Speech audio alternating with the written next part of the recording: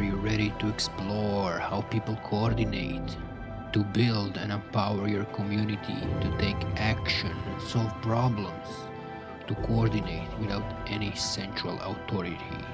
What? Bringing in the OGs of the pre-crypto decentralized coordination space, together with the pioneers of the cutting-edge technologies, to fuse their ancient knowledge with the latest tools in order to fight coordination failures, slay Moloch, and continue the endless search for the holy grails of decentralized coordination. Welcome to the front lines of coordination. Fuck. My brain is already melting. I hope you survive. Welcome, David. Thank you. Good to be here. How are you? How are you doing today? Doing fine. It's got a few different things going on.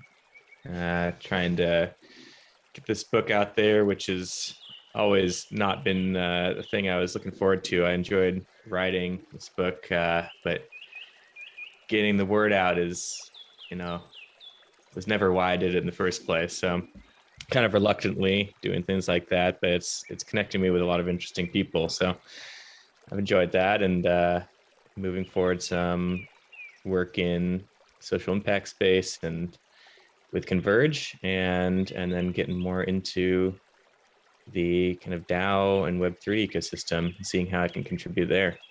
So a lot of different threads and trying to piece it all together.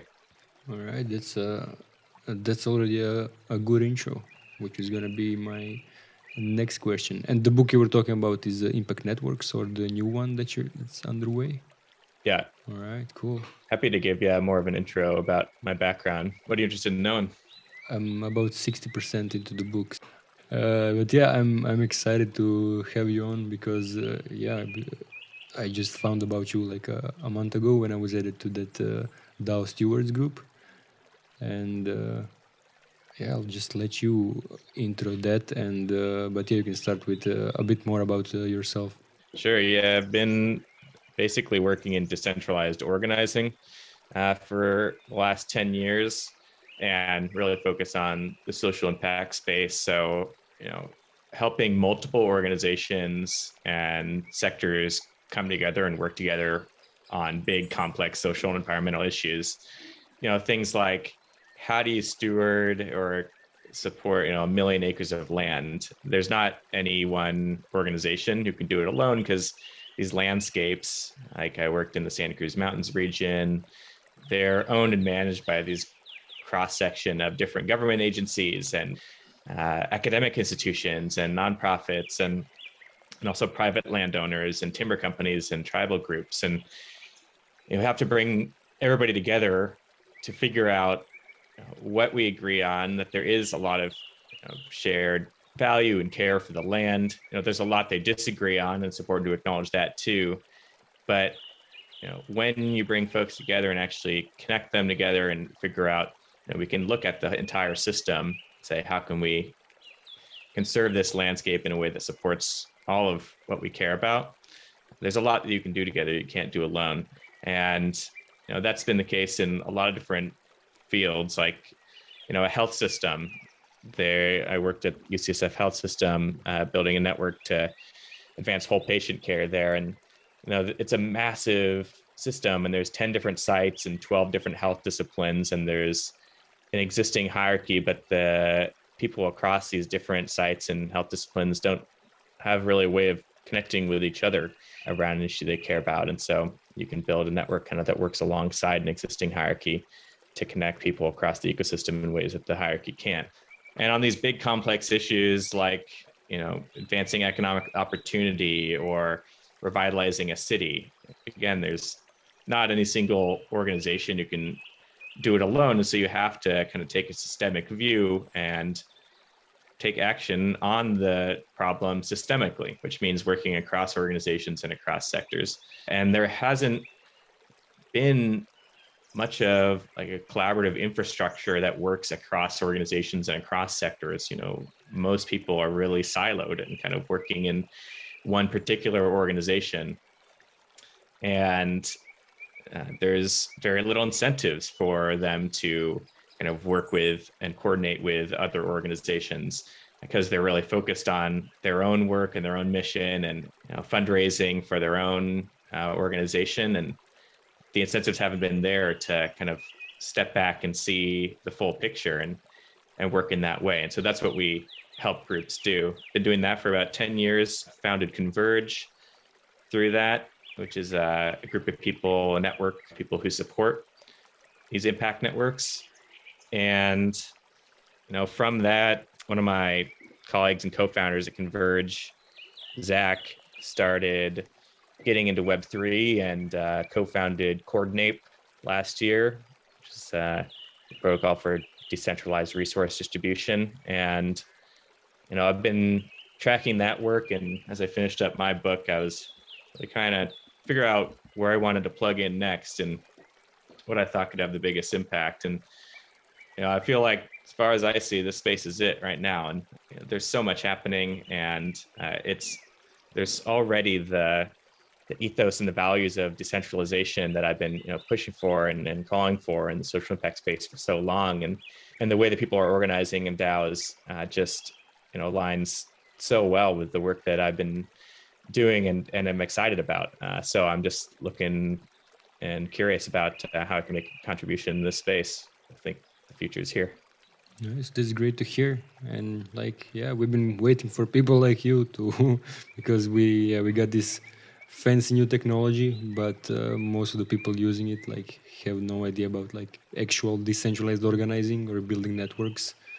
And now it's becoming big enough that we're starting to attract people who have real experience. And I think the combination of the two, the human community organizing with the technology is where a lot of potential and a lot of the magic lies. Like the technology without humans is just tech, and feel like it can support coordination pretty well, but ultimately it's going to come down to people, people working with other people, and that presents a lot of challenges, and people have been organizing in networks and in community for forever, for thousands of years, for generations. And we can look at how social movements were organized, and we can look at how communities come together, and there's a lot we can learn from how people have just naturally connected with and coordinated with other people when there isn't a power hierarchy that exists that kind of fits people into specific roles and dictates the decisions. Without that, you can organize in much more emergent and fluid ways that really builds on the connections that people are making, the conversations that they're having, the things that are naturally emerging in terms of what they could do together. And you can build sort of then just enough structure around that to support that work. And I think the technologies that you referred to that are here now allow us to do that at much larger scales than ever before. Allow us to do it asynchronously, across organizations, across nations. So I think it opens just up an entirely new possibilities in terms of how we can create these types of networks for purpose and build things in decentralized ways without that hierarchy. Right. You don't have to get an organization to become like this. You build a network in parallel with all of these organizations, and the network is a group of people and organizations. And if we have strong enough values and strong enough vision and all of that, the hierarchies don't matter. The network will get its point across and what it wants to do, no matter how many strings it has to pull through people who are inside of these different organizations, and act outside of the hierarchies, and things will get done. Mm-hmm. And I think natural hierarchies will emerge, or it's called a heterarchy. People will step into leadership roles if they have more expertise on an issue or more experience with a particular thing, or they're just looked to by their peers as a key influencer on a specific topic, or someone who would be really good to lead a specific project. but those emerge from, the people that are already there. We don't need to sort of predetermine where people fit and exactly what roles they play. Can we be more self-determined and self-organized in that way? And that really, I think, unleashes a lot of the creativity and also energy that people would bring to wanting to create and contribute to something. You're right.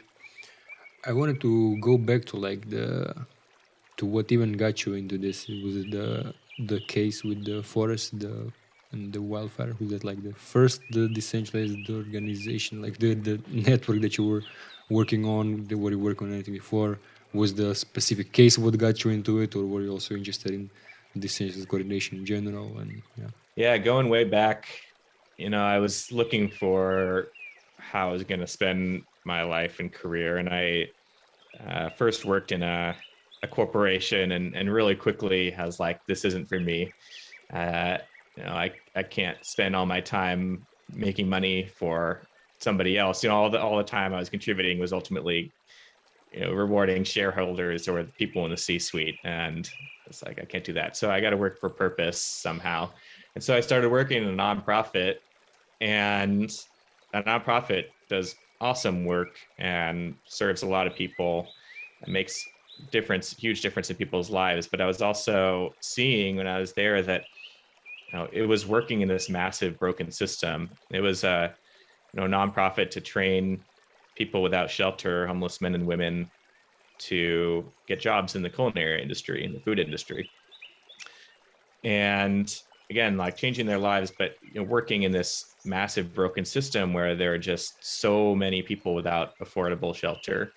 I'm living here in Seattle, and it's been a huge challenge. And this organization, while they were kind of addressing the symptoms of this broken system. And so I got really curious about how you could affect the system as a whole and get to some of the root causes of big issues like that.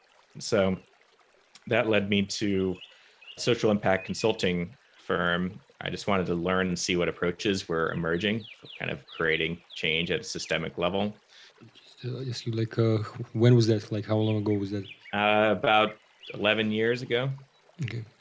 And pretty quickly when I was there, I started to get exposed to different organizations who were increasing their impact by not scaling up a bigger and bigger organization, but scaling out through their connections and by collaborating with others. Like an organization was offering its kind of core program so that other organizations could deliver that under their own brand. So the initial organization wasn't getting the credit that they deserved, but they were drastically increasing their reach and their impact through all these other organizations across the country that were delivering their program and reaching more and more people.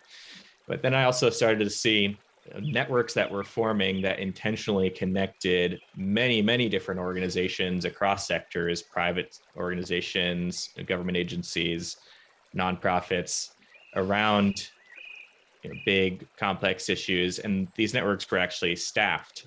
So they had people whose dedicated role was to improve coordination between these organizations and figure out what they could do together that they couldn't do alone. An example of that is the REAMP network, which connects now about 140 organizations across all sectors to eliminate carbon emissions across 9 Midwestern states in the United States. And they had huge success in terms of they shut down 140 coal plants. They stopped all new coal plants from being built. They passed energy efficiency policies and transportation energy policies in a number of these states. And that was really sort of a light bulb moment for me, that it was possible to work not in a particular organization, but across organizations, and bringing kind of the skills and the assets and the resources that different people have that had been focused on their particular organization, but bringing them together in a way that looks at the larger issue of reducing carbon emissions in that case, which all these organizations cared about, but they weren't kind of coordinating at the scale that was necessary to address the issue. And from that experience, I realized that this is really what I wanted to get into. And I thought there was huge potential in this type of work. And so about 10 years ago, then started working in Fresno, California, helping to build a network of leaders across sectors to revitalize their city. And Fresno produces 40% of all the fruits and vegetables that are consumed in the United States. But at the time, it was also ranked number one highest concentration of poverty in the country. It's one of the most challenged places in the country. And we realized that people there were doing incredible work, but they weren't connected in the way that they could be. And there was a lot of distrust between different groups and organizations. And that distrust was getting in the way of their ability to coordinate and collaborate in ways that they might have been able to. And I was there for 3 years as a coordinator for this network, and saw that when you are able to bring people together, build relationships, find those shared values that connect them together, recognize that there's a lot that they disagree about, but also a lot that they agreed about. They all wanted safer streets. They all wanted cleaner air. They all wanted more opportunity for their kids or their communities. And when you also allow them then to be more open in terms of what they share, be more open in terms of what they hear from other people, they recognize there's a lot that they could do together. And it created some really innovative types of projects that couldn't have been predicted before. And so that was my first experience in networks. And then that led me to supporting the networks of organizations to conserve 1 million or 500,000 acres of land in the Santa Cruz Mountains region, and then got the opportunity to be a network coordinator in a few other cases. But through my work with Converge, helped build dozens of different impact networks and support a bunch of others. So I've been really lucky to have the experience of seeing and working with dozens of these different efforts, and seeing that while there's so much that's different between them, the people are different and their focuses are different and what they are trying to do is different, there was so much that was similar in terms of how they began and the leadership that was required to work in decentralized ways, and the types of structures that were needed to support their work. And then also seeing the work that my colleagues in Converge were doing and then all over the world. That's what led me to write this book, to try to bring together these, what are the shared patterns across these different decentralized ways of working, and bringing collection of works from across the field, and from looking at social movements and looking at community organizing, and bringing this all together for how can we work together across kind of the traditional boundaries that divide us and that hold us back, which again brought me into Web3 and the ways that DAOs are forming now to do just that. I think there's a lot of resonance there. And so that was my path into networks. That's a great path. Yeah, it was a little bit windy road, but it was pretty early on that I recognized that we have to be able to work at unprecedented scales and in unprecedented ways to address the unprecedented issues that we face. If we stay in our individual organizations and are only focused on our one piece of the puzzle or our slice of the issue without ever coordinating at larger scales and kind of seeing the whole picture, I don't think we're ever going to have a chance to really meaningfully address the complex and systemic issues that we face. We have to be able to work together across these divides. Right. And would you say one of the patterns that you recognize is that these networks all have like at least a few people who are really like paid to push forward, or are there also like successful examples where people are like completely driven only by their like, how do you say, like not internally driven? Can't get the word, but yeah. Yeah, I know what you're talking about. It's a great question. Like a lot of these will a lot of people think that these efforts spontaneously just happen, that people just spontaneously self-organize. And while that happens, it usually only goes so far, and it's often pretty rare. I think it is my belief that leadership always matters. It's just a different type of leadership than we see in hierarchical environments. And that doesn't mean that there need to be paid staff or people whose only job is to support the network. But it's not that also that there's any individual leader necessarily, but a lot of people, leadership is distributed, and a lot of people are stepping into different types of leadership roles to do different things, like to, number one, catalyze the network in the first place. Like, who is the person or group who's bringing people together in the first place and who sees the need to work more systemically?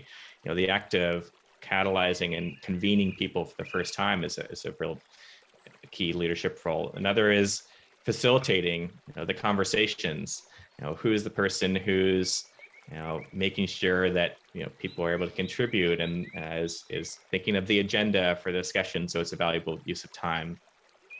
Weaving, a lot of people can play this role, but it's a really important leadership role in this type of work of connecting people together and connecting thoughts together and finding the places where better coordination might be possible and helping to weave those different efforts together. And I think, again, leadership matters, but it's distributed. People can step up into leadership in different ways.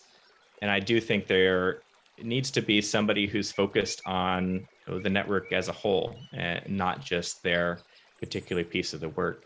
And another key leadership aspect is coordination and the back of the house, the operations, who are the people who are providing setting up the communication infrastructure that people need to coordinate their efforts. Who's the people who are talking with each people who or group who's involved and seeing where there's overlap and helping them to find kind of the shared purpose and the values that unite them.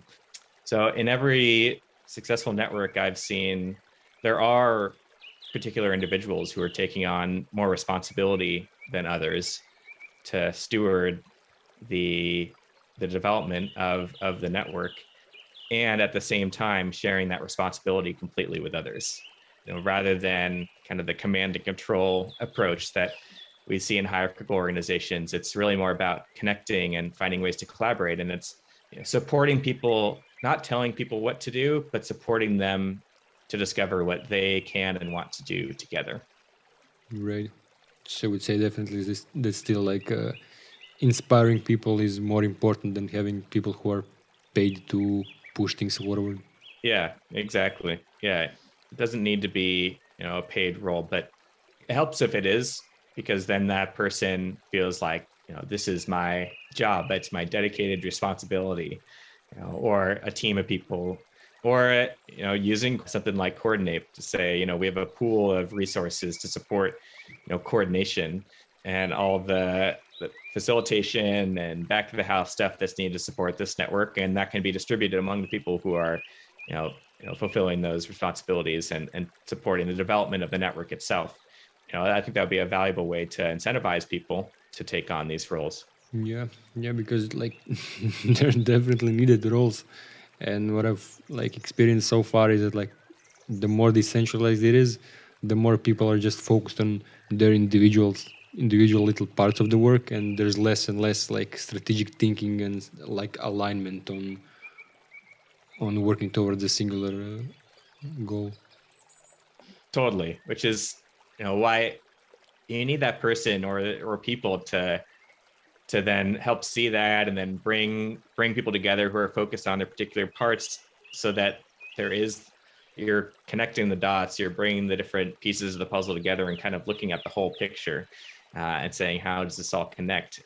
It's like use a metaphor, it's like an air traffic controller. They're not telling the planes where to go necessarily, or they're not telling the pilots how to do their job, but they're seeing where all these different parts of the system are flowing, and they're making sure that they're working in such a way that they're not going to crash into one another, and they're going to actually be able to, kind of work together effectively. You can think of it as sort of as a gardener. Gardens, you can't force them to grow. You can't tell a plant exactly what it's going to look like, but you can provide nutrients, you can provide water, and you can provide pollinators, and you can even provide a bit of structure so that the plants can hold on to the trellis as they grow. kind of providing like just enough structure. If you overwater the garden and if you kind of try to impose yourself too much on nature, then you might mess things up. So you're not kind of forcing or directing the work so much as seeing what people are interested in and what inspires them, where they're interested in contributing, and then helping to kind of weave those different parts together so that they're mutually reinforcing and so that they can be both self-directed and autonomous, but also coherent around kind of the shared vision or purpose of what it is that you're collectively building. It's definitely a thin line. Yeah, the more that individuality is encouraged, the harder it is to coordinate on the overall stuff, because everybody has their own vision for how things should work, and everybody's vision should be considered. And so, yeah, it's challenging work. Totally, it is. It's challenging. It's really challenging, and that's why I think we also need to connect people together who are doing this type of work, because there's a lot of tensions that you'll face, and there is very rarely a single right or wrong answer. Instead, it's a number of sort of polarities that you're going to be noticing and navigating in this work. Like you said, like one of the polarities or tensions is between divergence and convergence. The divergence is we want to see the different perspectives that people are bringing. We care about that people are able to pursue kind of their different creative interests and contribute in the ways they want to contribute, but also those need to converge in some way, and they need to somehow be mutually reinforcing and learning from one another, and so efforts need to tie together into a bigger picture. Another is participation and pace. We want to include a lot of people in this work, but if you completely open it so that anybody can hop in at any time, that also presents some real challenges. And making sure that people are on board in the right way, that they're contributing to something that's valuable for the whole ecosystem, and that they're kind of building on the work that's already been done. And sometimes organizing around smaller groups is better, because you can have more kind of focused conversations and focused work or intimate conversations, or it's easier to track all the things that are happening. There's a lot of these sort of tensions that network leaders or community managers or whatever you want to call them face in this type of work. And it's not as simple as being able to just tell people what to do, right, and fit them into their role, because you also want to encourage the self-organizing nature of these efforts, and that's what a lot of the reason why people were engaging in the first place. But also making sure those threads weave together in a way that makes sense. So it's tough work. Yeah, I think it's good to have those like bounded spaces, like really well described playgrounds, and dedicated spaces for discussing everything, so that people don't just come into a call that's meant to be about I don't know, like community building or marketing, and talk about whatever else because they just happen to jump in. Right. Have you seen that in the places you've worked? People just the first organization decentralized organization that really worked in, not just like popped in, is Metagame. And especially if you're completely opening, people who don't even know that the meeting is happening just see, oh, there's a bunch of people in this voice channel, and they will just jump in and be like, hey, how are you doing? How are you guys doing? And yeah, that's cool. I hope you're doing well too, but there's a meeting going on. Right. There's context. There's, a history of conversations that have happened. I think the issue of participation is one of the most challenging for networks and decentralized organizations like this, because, there is a real ethos of, wanting people to jump in and contribute, and that's important, but also they need something to plug into that makes sense for the whole. And so most of the networks that I've helped build, they tend to start smaller and grow thoughtfully over time as it becomes more and more clear of where additional contribution is needed. And they are bounded in some way, and it might be a porous boundary, might allow people to jump in, but there's something that connects people together. a community without any kind of boundary is sometimes not a community at all. It's necessary to create, I think, boundaries that are thoughtful so that groups are able to form relationships with one another, to become more aligned with one another, to have those kind of history of conversations and context that you were, referencing. And then, meaningfully, thoughtfully including more and more people as the opportunities are there for them to contribute in a real way, which was also going to be more rewarding for that person. It's a challenging balance though, because there is a desire to make them really open and allow anybody to jump in. So again, it's another one of those tensions. Right. Yeah, and especially with like something as new as DAOs and with people who like don't know about how it actually works with doing something like this. And they're like, oh no, it should be completely decentralized. It should be permissionless, which is kind of a crypto value just being plugged into this. Anybody should be able to just jump in and all of that. Yeah, and I think it's a nice ethos, but it presents real challenges in terms of actually getting work done and actually building the relationships that aren't just building relationships for relationships' sake, but relationships for action. People don't need to like each other or agree with each other, but you need at least a baseline foundation of goodwill or respect or trust, so that when miscommunications come up, we can dig into those together. So that when disagreements arise, and there are always going to be disagreements, that we can hold attention to those disagreements to find a way forward, or at least have a better appreciation of each other's perspectives. And it's really hard to build those types of relationships when there's just a constant stream of new people who are jumping in, and it's hard to have kind of a single conversation at a time. There was a study that the decision-making capacity of a group is down 10% every person you add after 7 people. The ideal group size for good creative decisions is somewhere between 5 and 7. And each additional person you add, it decreases the decision-making capacity of that group.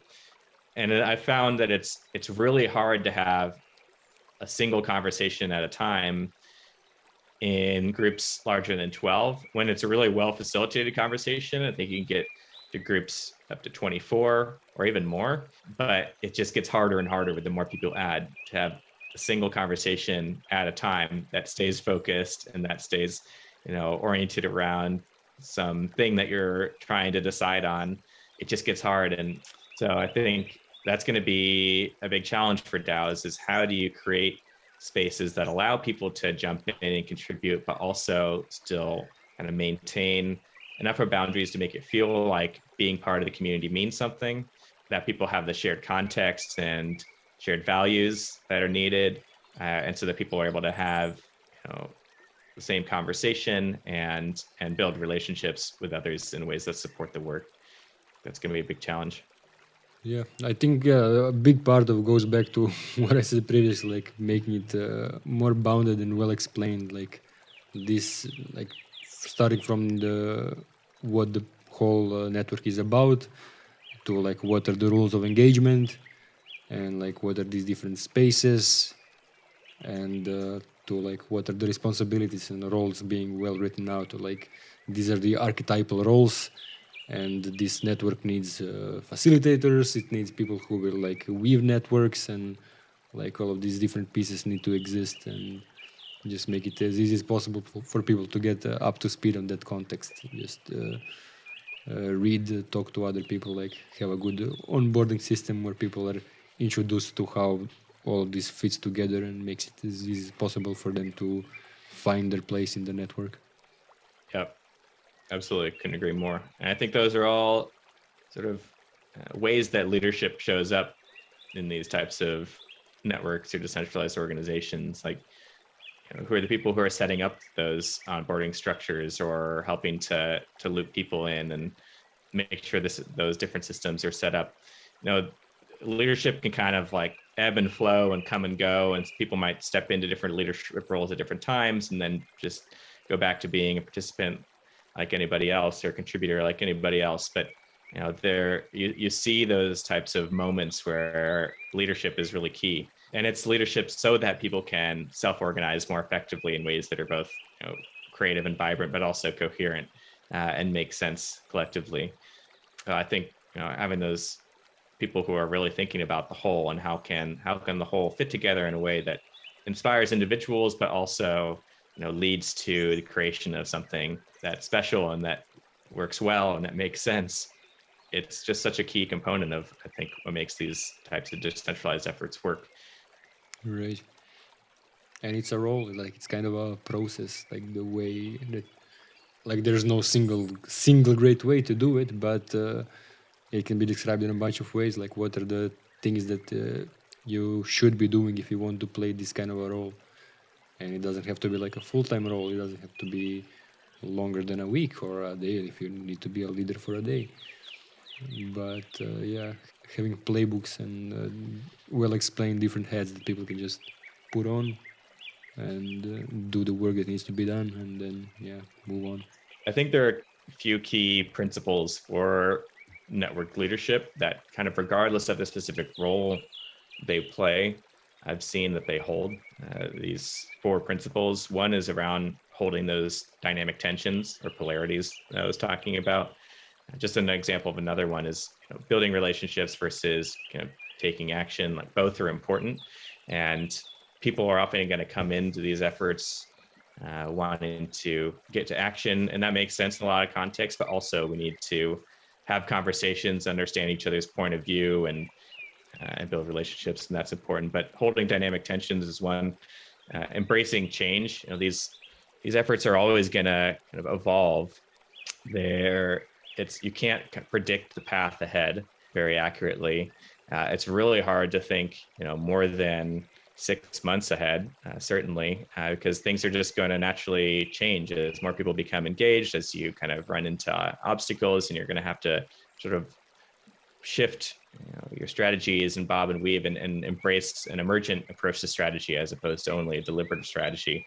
So embracing change, promoting or fostering self-organization, creating spaces so that people can self-organize to move forward the work that they care about in a way that makes sense, again, is coherent. And then promoting emergence, which is about bringing people together, bringing their divergent perspectives together, seeing where there's overlap, and out of that creates something new. And again, that's really holding lightly to the vision of the future that you have, because it will probably change as more people become engaged and as work moves forward. And it's sort of the difference between having a map and a compass. We're moving into uncharted territory, places that nobody's traveled before. And so there's not a map that's we're going to be able to refer to that tells us exactly where to go or exactly where different obstacles are. Instead, we can have a compass which points us in a certain direction, and we all have a shared understanding of where we're trying to end up together. But as we move forward, there might be obstacles in our way. There might be rivers, there might be mountains, and we're going to have to navigate those as we come to them. So we can hold that kind of future vision of what we want to create together, but we have to be willing to shift our path along the way. And as the saying goes, cross the river by feeling for stones. That's a great way to put it. I feel like we've covered a lot and don't even have any specific next question. Actually, I could ask you, like, if you would be up for writing a playbook about this. A playbook? Yeah, we have a project called Playbooks, which is about writing these sort of like really short posts about doing things. So like 10 steps to get involved in the DAO space as a writer or something like that. And this could be something like the 4 things you should be doing if you want to be a DAO leader or something like that. Yeah, I'd be happy to write something like that. Could take some of the content that's in this book. This was a huge effort. I didn't really realize what I was getting myself into with writing a book. To be honest, it's been like 4.5 years, but I'm glad I did, because it really helped me organize my thoughts in a way I hadn't before, and kind of take everything that I'd learned and seen in this work and read and fit it together in a way that makes sense and can be shared. Yeah, I'd be happy to create some kind of content like that. Awesome. Yeah, it works as a promotion for the book as well. Yeah, sure. Yeah, there's no point in, I guess, writing a book if nobody's gonna use it or read it. So that's my inspiration for getting the word out there. I hope people find it valuable. Yeah, so far it's good. I like it. Awesome. Appreciate it. Do you want to tell a bit more about the DAO stewards? Sure. This is really early days, but it's really, again, an effort to see, there are a lot of different efforts happening across this ecosystem. There are a lot of people who are leading in DAOs and leading in decentralized ways. And as you said, that's really challenging. It's a form of leadership that a lot of us haven't been exposed to or weren't trained in. We often, schools are really focused on, individual, competitive types of leadership and not more open, decentralized, and collaborative forms of leadership that I think this requires. So I think the only way to learn how to do this is, number one, to just do it, to just kind of jump in and engage with these types of networks and DAOs and step into different forms of leadership there. But the second is to kind of learn in community with others who are also facing similar issues, and then to help improve coordination across the space, between different DAOs, and kind of look again at the whole ecosystem and say, what are the things we could only do together that we can't do alone. So I think that's the potential I see here. It's related to kind of leadership networks in really any field, in any space. There are networks of people who represent different parts of the system, who are able to support one another, who are able to coordinate with one another, to collaborate in new ways. And so that's really the vision of DAO Stewards Network, which is sort of a working title. I'm sure is going to be renamed at some point. So we'll see how it evolves. Again, it's really early days, but it's an effort to kind of create spaces for DAO leaders to come together and support each other in this work that they're doing, and see if there are things they could do together that could benefit the whole ecosystem. Awesome. Yeah, I loved I mean, it wasn't the first call, but it was a first call for me. And yeah, I think it was great. Awesome. I'm glad to hear that. Yeah, I want to get more of your thoughts on what would make it a really valuable use of your time. What do you think is necessary, or what do you think is most needed for the space right now? That's a good question. Do you want me to give some feedback right away? Yeah, I'm curious. Yeah, what do you think is most needed in the Web3 ecosystem right now, or with respect to DAOs? I think in general more collaboration for sure, because we have this whole, oh yeah, Web3, it's super collaborative, it's all about positive sum games, blah blah blah. So I like, yeah, the whole idea of DAO stewards, I think, is what's needed to try and bring more people together. And yeah, as you say, it like all starts from building the connection between the people and yeah, creating a space. Yep. And I think, as we were talking about before, like anybody who would participate in it is already super busy. They're focused on their thing, as they should be. They're focused on their individual DAO and all the responsibilities they have. So, there needs to be dedicated person or people or resources to support sort of coordination for the whole network, for figuring out where different efforts can be tied together to create just enough structure so people can have the conversations they want to have, and collaborate in new ways. Somebody who's seeing the whole picture and helping to tie it together. And I'm not saying that's me, but I want to create a place where that's possible, where more people can also step into helping to coordinate this sort of network of networks, right? We think of DAOs as individual networks that are connected with a lot of different people, and they're focused on advancing a particular thing or vision. If we connect the people who themselves are already hubs of existing networks or leaders in their DAOs, then you're really creating a network of networks, which has been called a movement network. And that's really the form that social movements have often taken, where there are individual chapters or groups who are focused on their local work. They're totally autonomous. They're able to make decisions that make sense for their community. But at the same time, they're connected together, and there are maybe shared values or principles that that hold them together, that they want to hold themselves and each other accountable to. They're learning from one another. They're sharing information when opportunities arise. They're sharing needs and coordinating their efforts. And then when the moment is right, they're able to mobilize and have move on something, on leverage points, on places where a concentrated effort on one thing can make really big changes for everyone and kind of big ripple effects throughout the whole system. And which is what I really see the potential of here, is creating, again, like just enough structure to support the development of a network of networks that can serve individual DAOs as well as the whole ecosystem. And to your question that you posed on Twitter, what is it all for? Yeah, that's a good question. But yeah, it's hard enough even without that question, because like the people who can make the most impact and like who have the most context into their organizations are people who are generally like the busiest, and yeah, they have least time to jump into this sort of efforts that are like inter-organizational, and it's just hard. I know, like with metagame, it's so hard to coordinate internally.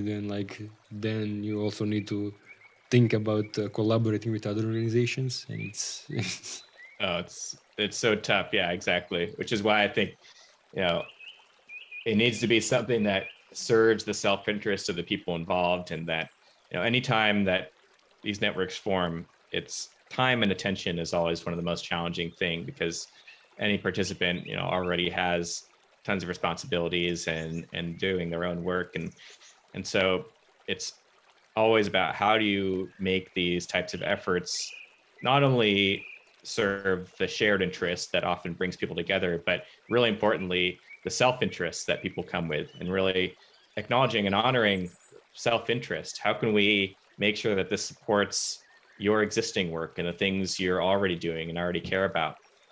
And I believe that, and in all the networks I've worked with, there are often very immediate ways that you can find quick wins to kind of connect the dots and support each other's existing work. And that helps to create a first step towards continuing to engage, because it's not an extra thing you have to do. It's really something that's serving your work and then also serving the larger system, which relates to the work that you're doing or the efforts that you care about. So I think acknowledging and honoring and making sure it serves people's self-interest is a key part of it, and is going to be sort of a scaffolding along the way to creating new things that serve the whole ecosystem.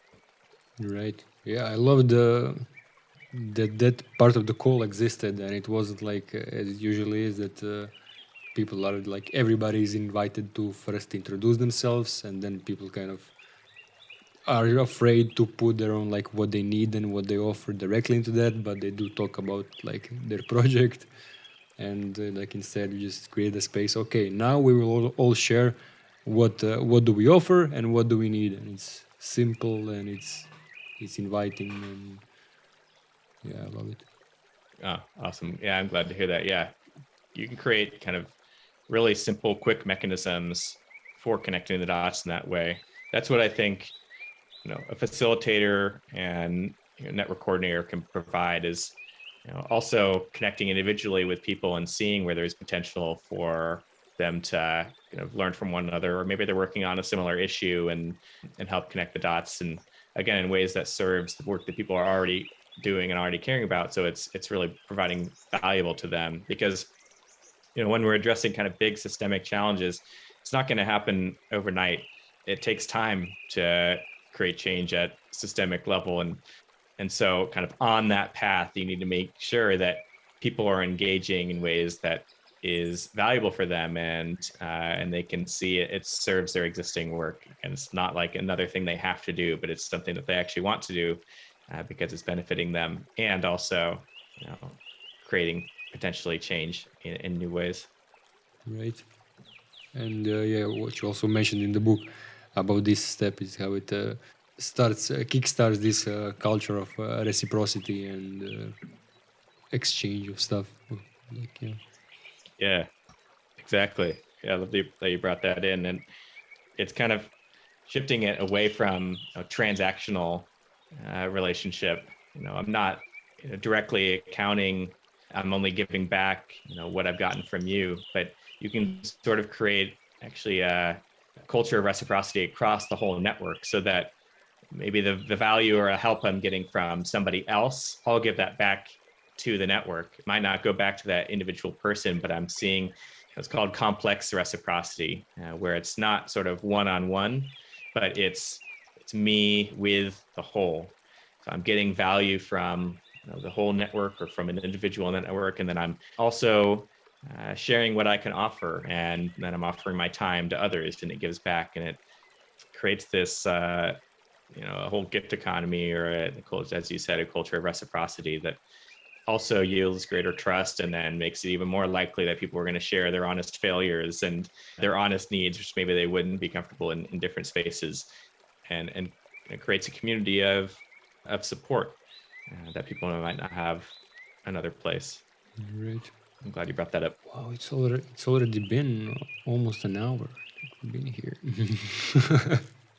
Yeah, I just wanted to say one more thing, that I got the idea that we should put maybe the DAO stewards up on Gitcoin. They have the quadratic matching campaign starting soon, and it sounds like a worthy cause to put it up, and yeah, maybe get some funds, and then those funds can get redirected to the people who do useful things in the network.